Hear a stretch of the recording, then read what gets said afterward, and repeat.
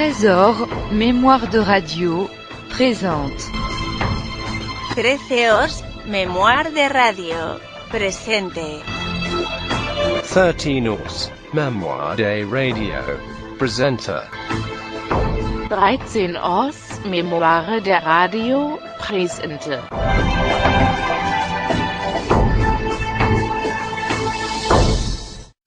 Et où est-elle exactement, cette chère Margaret? Elle est à la campagne. Au loin? Non, pas très loin d'ici. J'ai des amis. Et des amis? Des amis que nous connaissons. Bien. Oui. Et il y a longtemps que cette jeune personne est à votre service? Eh ben, oh, mais certainement, cher cousin, elle est ici depuis 15 ans. Hein? Ah non, je confondais avec la cuisinière. Ah, Madame Pelletier, je prie. Mais dites-moi, cher cousin, vous ne trouvez pas étrange que votre femme ait précisément choisi le jour où je viens dîner pour s'en aller en voyage? Elle a dû partir brusquement pour un cas de rougeole. Vous comprenez, un cas subite. La rougeole? Oui. Je croyais que vous m'aviez dit qu'elle était partie chez des amis. Mais justement, chez des amis qui ont la rougeole. Ah! Oui. Certainement, oui.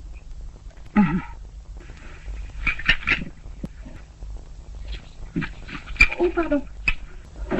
Et où demeurent-ils exactement, ces amis qui ont la rougeole? Ah oui, où ils demeurent exactement. Vous me demandez, cher cousin, où ils demeurent exactement. Ben, c'est bien simple, ils demeurent exactement dans les environs de Brighton, je crois. Vous croyez, cher cousin? Bizarre, bizarre. Qu'est-ce qu'il a? Qui? Votre couteau. Comment? Donc vous regardez votre couteau et vous dites bizarre, bizarre. Alors je croyais que... Moi j'ai dit bizarre, bizarre, comme c'est étrange. Pourquoi j'ai dit bizarre, bizarre? Je vous assure, cher cousin, que vous avez dit bizarre, bizarre. Moi j'ai dit bizarre. Comme c'est bizarre. Toujours à Cannes, mais si loin de Cannes. Toujours acteurs, mais si loin des acteurs. Nous avons retrouvé avec joie notre grand Michel Simon. Michel Simon, nous avons vu depuis que nous sommes à Cannes beaucoup de personnalités, beaucoup d'acteurs. Nous avons vu des ravissantes dames en bikini, nous avons vu des personnages officiels en smoking bien taillés, nous avons vu des ministres, nous avons vu un peu de tout, ce qui se passe dans un festival. Mais nous vous avons vu aussi et nous avons pu constater avec plaisir que vous étiez peut-être un des acteurs qui a obtenu le plus grand succès et à quel on a témoigné la plus grande affection. Est-ce que vous en êtes rendu compte? Oui, ça m'a beaucoup touché. J'ai été surpris, je l'avoue, j'ai été surpris parce qu'après 3 ans d'absence, on vous oublie. Enfin, les gens de mon métier, peut-être. Alors, c'était une espèce de résurrection à Cannes. C'est extraordinaire. Un climat de gentillesse, d'affection, oui, d'affection. Je crois que le mot affection est le mot, je ne pense pas qu'on vous ait oublié parce que vous faites partie de ces gens. Vous savez, les chansonniers vous imitent, alors ils savent un numéro par cœur qui est presque de la ventriloquie en ce qui vous concerne. Et ils ne vont pas abandonner un numéro comme ça. Donc, tant que l'on vous copie et que l'on vous caricature, vous risquez pas d'être oublié. Mais il est certain que pendant 3 ans, vous avez eu une certaine éclipse qui est due à quoi? À ma maladie. La maladie d'abord. Empoisonné par une teinture et j'ai dû rester pendant 1 an et demi dans les hôpitaux, dans les cliniques, à traîner d'un lit à l'autre. Et quand j'ai voulu retravailler, évidemment, j'ai tourné des petits rôles dans les films. Enfin, c'était pas très convaincant ce que j'ai pu faire, parce que j'étais pas encore rétabli. Et c'est pourquoi j'ai été étonné de l'accueil, de la chaleur de cette réception de Cannes. Est-ce que vous avez cru à un moment que votre carrière était terminée? Ah, j'en étais persuadé. Ah oui. Vous vous êtes dit J'étais désespéré. J'étais absolument désespéré. C'est assez invraisemblable, mais les acteurs ne peuvent pas vivre sans le public. Ils sont faits pour vivre sur des planches, devant un rideau qui se lève, l'applaudissement, faire mettre. C'est tragique, c'est ainsi, mais alors on vit tout seul, mais on ne peut pas vivre sans un contact quotidien avec le public. Vous êtes arrivé à un âge et vous avez fait des expériences qui font que on a un point de vue sur la vie qui peut aider l'absence de point de vue des autres. Qu'est-ce que la vie vous a appris? Est-ce qu'elle vous a appris quelque chose? Mon premier contact avec la vie, c'est à travers Georges Courteline que je l'ai trouvé. à travers Messieurs les Ronds de Cuir, qui est une œuvre absolument désespérée. Voilà. Et alors, pour me consoler, il y a eu ensuite le musical où j'étais danseur acrobatique, et puis des contacts avec le public, la boxe, j'étais photographe, etc. Et puis finalement, le grand public, les grandes salles de cinéma, le côté universel du cinéma aussi, parce que ce qui est extraordinaire, c'est qu'en Amérique du Sud, je trouve le même public qu'à Paris, par exemple. À Buenos Aires, à Sao Paulo, j'ai eu les mêmes contacts que sur les boulevards à Paris. Dites-moi ce que vous avez aimé dans la vie, des choses qui ont marqué dans votre vie. C'est l'amitié. L'amitié, l'amour, évidemment. Ça va peut-être en faire rigoler quelques-uns, mais j'ai connu ça aussi. Et l'amitié des bêtes. Ce qu'il y a peut-être de plus authentique sur cette planète, c'est l'amitié, les contacts que vous avez avec un chien malheureux que vous recueillez, par exemple. Comme mon pauvre petit Bobby, que j'ai perdu il y a 1 an et demi, que j'avais recueilli à Milan. C'est un chien perdu. Et on se bagarrait beaucoup les premiers jours. Et puis, ça a été la grande amitié, le grand amour. Le grand amour. Parce que les gens, en général, ne comprennent pas très bien les sentiments des êtres qui aiment réellement les bêtes. Non. Ils ont le sentiment d'être frustrés, peut-être. Non. C'est-à-dire que je crois qu'ils demandent aux animaux d'avoir à la fois toutes les qualités des animaux et puis toutes les qualités des êtres humains par-dessus le marché. Oui. Ils ne se rendent pas compte, justement, qu'un chien, croyez-moi, là, vous touchez un point sensible chez moi, mais ils ne se rendent pas compte qu'un chien, c'est toujours de bonne humeur avec son maître. Jamais il ne vous reproche rien. Et Dieu sait finalement qu'on se conduit même mal avec eux. Ils vous pardonnent tout. Ils vous pardonnent tout. Ça en est presque gênant. Et si tout d'un coup, un chien manifeste quelque indépendance, c'est en général qu'il y a quelque chose qui le trouble que nous ne comprenons pas. Oui. Et très souvent, les êtres leur en veulent à cause de cela. Et les singes. Moi, je connais mal les singes, mais je sais que c'est une... Ah, le singe se rapproche de l'homme.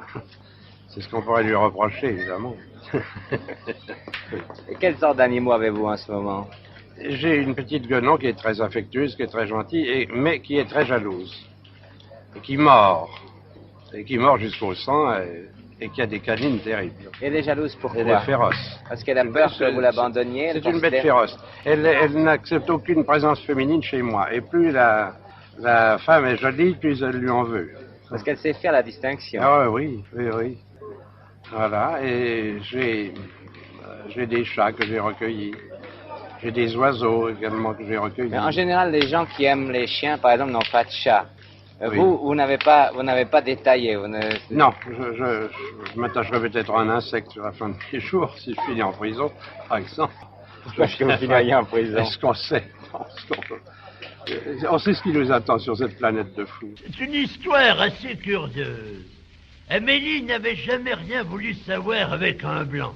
Au bout de 15 ans de fidélité conjugale, elle a marché avec un nègre. Comment avec un nègre? Oui, un petit porteur de parasol. Un cadeau de Louis XV amoureux.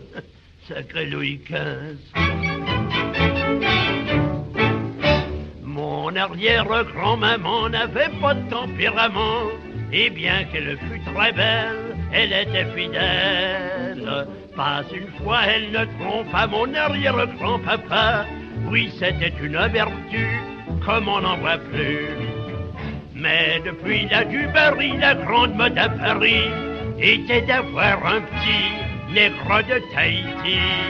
Droit à Louis XV, très galant quand vint le jour de l'an, en offrit un aussi à Amélie. C'était un petit négro, tout ce qu'il y a de rigolo. Il avait dit l'histoire de jolies dents blanches dans une bouche toute noire. Quand Amélie recevait, c'est lui qui servait. Et le joli négrillon passait les bonbons en disant aux gens, y a bon.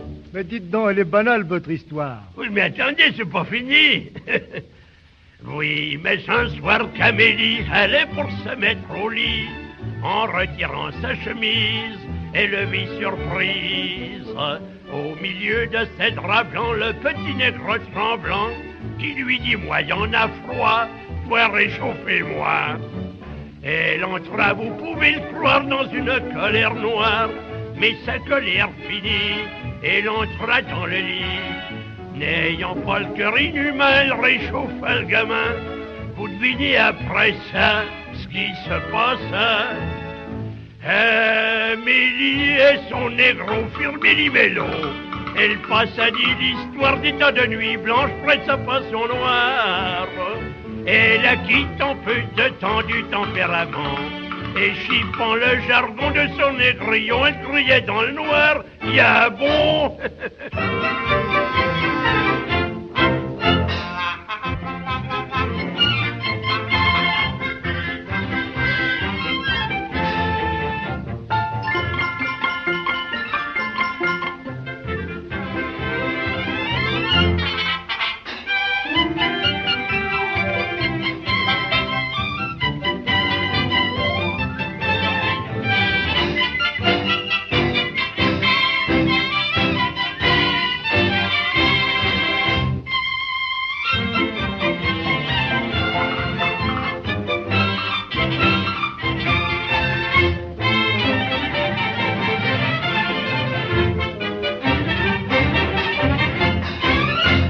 Avoir vécu le cul dans l'herbe tendre et d'avoir su m'étendre quand j'étais amoureux. J'aurais vécu obscur et sans esclandre en gardant le cœur tendre le long des jours heureux. Pour faire des vieux os, faut y aller mollo, pas abuser de rien pour aller loin. Pas se casser le cul, savoir se fendre de quelques baisers tendres sous un coin de ciel bleu.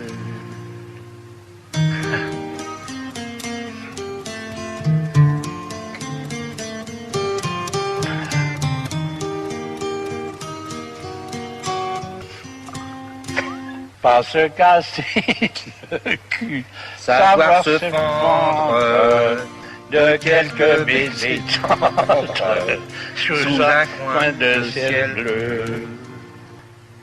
C'est pourtant bien. C'est vrai, c'est vrai.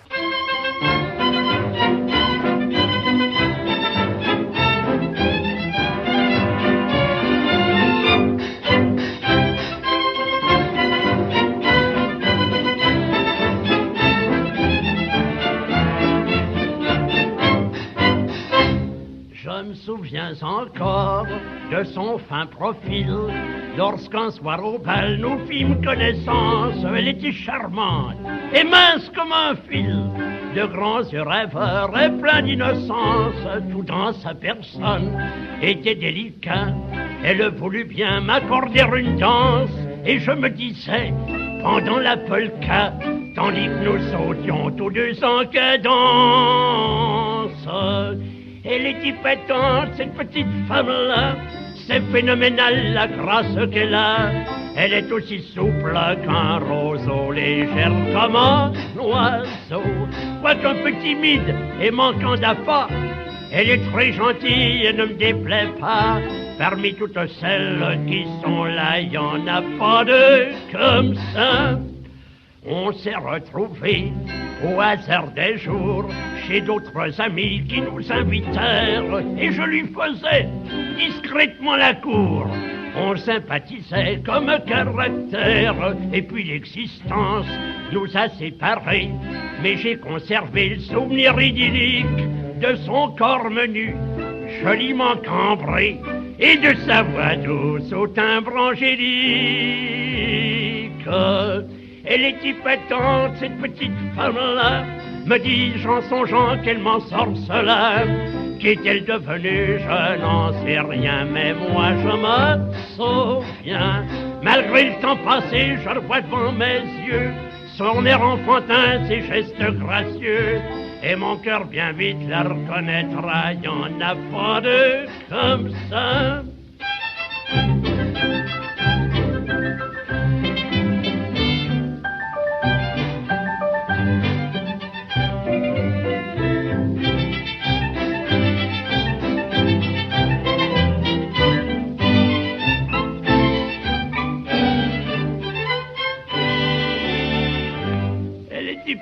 charmante, cette petite femme-là.